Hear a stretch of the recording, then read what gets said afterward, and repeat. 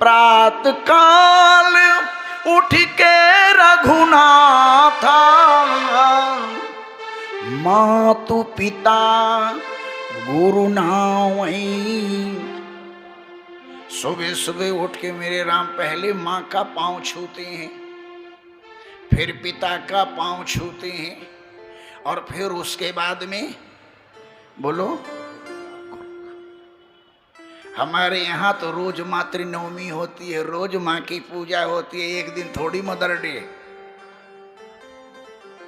लोग बधाई दे रहे मदर, अरे काहे का मदर डे रे बेवकूफ, रोज माँ की सेवा कर, रोज मदर डे है। साल में एक दिन माँ को फूल पकड़ा के कह दिया मदर डे। और कितने बेवकूफ हैं हिंदू यहाँ के लोग, मदर डे।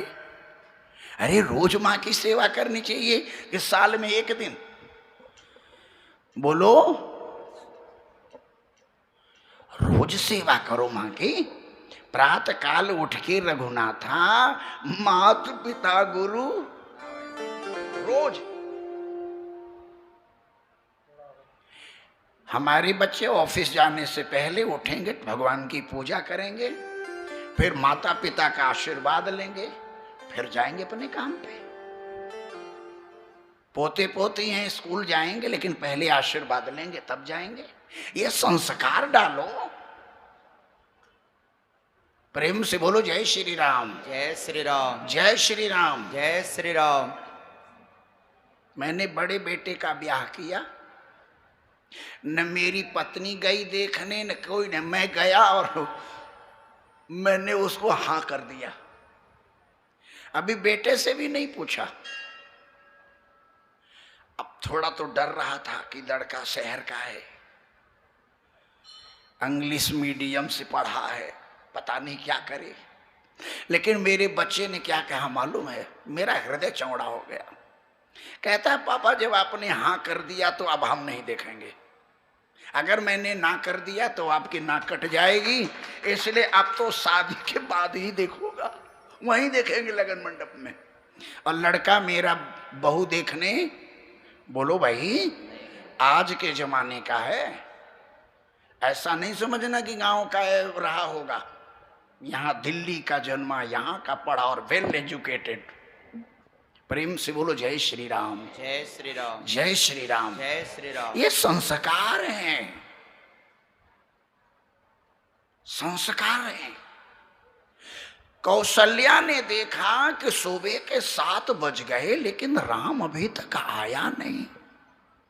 और जब कौशल्या जी घर में आई तो देखी तो उस कोने में सीता बैठी है, उधर लक्ष्मण मुंह फुला के बैठे हैं, राम जी पलंग पे बैठे हैं। सासू अम्मा के दरबार में पेशी हुई, लक्ष्मण ने अपना प्रश्न रखा, सीता जी ने अपना रखा। बोले न्याय करो, कौशल्या भी न्याय, बोलो भाई नहीं कर पाई। अब 8-9 बज गए, महाराज दशरथ परेशान कि आज राम प्रणाम करने नहीं आया। महाराज दशरथ महल में घुसे कि भाई बात क्या है। कौशल्या से पूछा राम कहाँ है और कहाँ है। बोले घर में नई बहू आई है, अंदर जाके देखो तमाशा हो रहा है। महाराज दशरथ आए जो सबके न्याय करते थे, सबके मुकदमे का फैसला सुनाते थे, लेकिन जब घर में लक्ष्मण और सीता ने मुकदमा रखा तो उसका निर्णय दशरथ भी, क्योंकि दोनों ही अपने धर्म पे खड़े हुए हैं। दोपहर हो गई, गुरुजी भी घबरा गए कि आज चेला मत्था टेकने। गुरुजी भी सोटी उठाए, खड़ाऊं पहने सीधे पहुंचे। बोले भाई चेला कहाँ है। बोले महाराज जी घर में झगड़ा हो रहा है। गुरुजी भी पधारे। गुरुजी के सामने भी प्रश्न रखा गया, लेकिन वशिष्ठ भी इसका निर्णय, बोलो भाई। सुबह से शाम हो गई। आज अयोध्या में किसी के घर में रसोई, आज रसोई बनी ही नहीं है, कोई खाया ही नहीं। जब सुबह से शाम हो गई तब भगवान श्री राम ने विचार किया कि इस मुकदमे का निर्णय तो अब मुझे ही करना पड़ेगा। लक्ष्मण से बोले कि लक्ष्मण तुम थोड़ी देर बाहर जाओ, अब मैं तुम्हारी भाभी से कुछ बात करना चाहता हूं। लक्ष्मण जी बाहर चले गए। भगवान श्री राम ने सीता को बुलाया। बोले सीता ये बताओ ये लक्ष्मण तुम्हारा क्या लगता है? तो सीता ने कहा प्रभु नाम लखन लघु देवर मोरे, ये मेरे छोटे देवर हैं। अच्छा, तो देवर को दूसरी भाषा में क्या मानते हैं? देवर और भाभी का क्या संबंध होता है? बोले छोटा देवर पुत्र के जैसा होता है। तो इसका मतलब तुम लक्ष्मण की मां हो और लक्ष्मण तुम्हारा, बोलो भाई, बेटा है। अरे कैसी मां हो, कैसी मां हो तुम? मां तो अपने बच्चे के लिए अपना कलेजा, अपना दान, महाराज जी प्राण भी दान दे देती है, निछावर कर देती है। और तुम कैसी मां हो कि सुबह से तुम्हारा बेटा भूखा बैठा है और तुम्हारा दिल नहीं पसीज रहा है। अब तो सीता जी छम छम रोने लगी। प्रभु लक्ष्मण से कह दो पांव धो ले, मैं नहीं धोऊंगी। चली गई। लक्ष्मण आए जी भैया। बोले ये सीता तुम्हारी क्या लगती है? बोले भाभी है, मेरी बड़ी भाभी। बोले बड़ी भाभी को क्या कहते हैं? बोले माँ के जैसी होती है, माँ है। बोले तो तुम कैसे पुत्र हो? अरे बच्चे तो अपने माँ बाप की सारी इच्छाएं पूरी करते हैं, तुम कैसे पुत्र हो जो अपने माँ की एक छोटी सी इच्छा भी पूरी? बोलो भाई। सुबह से वो बैठी है। अब तो लक्ष्मण रोने लगे कि भैया कह दो कि भाभी जी पांव धो लें। अब कोई भी धोने को राजी। तब बोले अच्छा तुम दोनों इधर आओ। देखो भाई जो है वो दाहिना हाथ होता है, दाहिना अंग होता है, इसलिए दाहिने पांव पे लक्ष्मण का हक है। और पत्नी वामांगी होती है, इसलिए बाएं पांव पे सीता का हक है। तो आज से तुम दोनों ही पांव धो लिया करो। तो राम जी कहते हैं भैया मेरा तो एक भी पांव नहीं है, एक लक्ष्मण का है, एक सीता का है।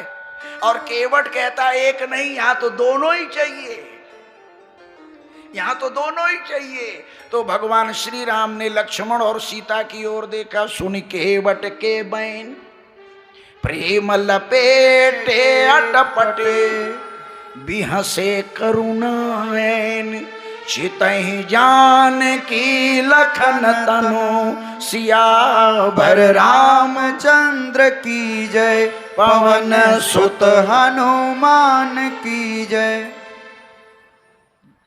देखा दोनों ओर से इशारा मिला, धुला लो धुला लो।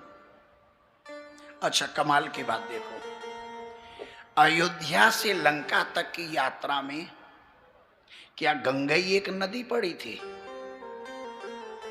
छोटी बड़ी सैकड़ों नदियां पड़ी होंगी रास्ते में। और कहीं नाव का इंतजाम किया?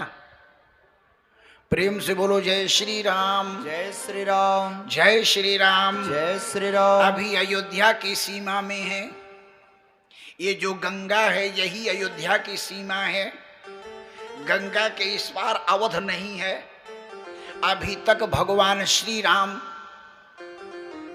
पूर्ण नर लीला कर रहे हैं, लेकिन जैसे ही इससे आगे जाएंगे तब ऐश्वर्य लीला प्रारंभ हो जाएगी। रास्ते में जितनी नदियां मिलेंगी, पहाड़ मिलेंगे, अपने आप रास्ते दे देंगे। फिर नाव की जरूरत, पति पहचान दे ही बर बाटा। गोस्वामी तुलसीदास लिखते हैं कि पति पहचान, धरती पहचान रही है कि मेरे स्वामी हैं ये। इसलिए जहां राम जी के चरण पड़ेंगे वहां एक बड़ा सा फूल खिल जाता है और उन पुष्पों की पंखुड़ियों पे राम जी के पांव पड़ती हैं। इसलिए हनुमान जी को कहना पड़ा कि आपके पांव में पदत्राण नहीं है, जूते नहीं है, चप्पल नहीं है, और जमीन यहाँ की ककरीली पथरीली कठोर है, कुछ कंकड़ बिछे पड़े हैं, लेकिन आपके पांव तो बिल्कुल कोमल हैं। कठिन भूमि कोमल पदगामी, आपके पांव कैसे कोमल हो सकते हैं? अरे भाई, सीता को